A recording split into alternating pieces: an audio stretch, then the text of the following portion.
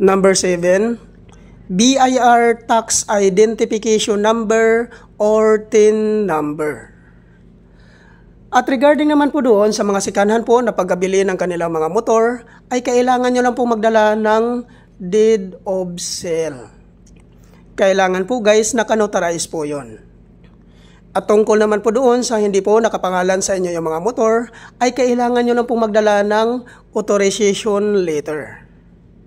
At hingihan nyo po ng one valid government IDC owner, ipotokopy nyo po, at papirmahin nyo po ng 3 beses.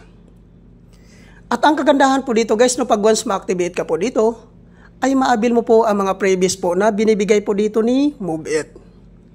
Ano po ba ang previous na binibigay po dito ni MoveIt?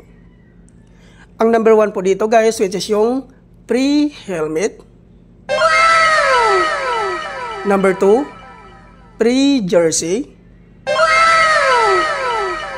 Number 3, pre-raincoat. At number 4, pre-1 month zero commission. Ano po ba ito ang tinatawag na pre-1 month zero commission po ni MoveIt? Ang ibig sabihin po nito guys, pag once ma-activate ka po dito at once mag-start ka na pong bumiyahe,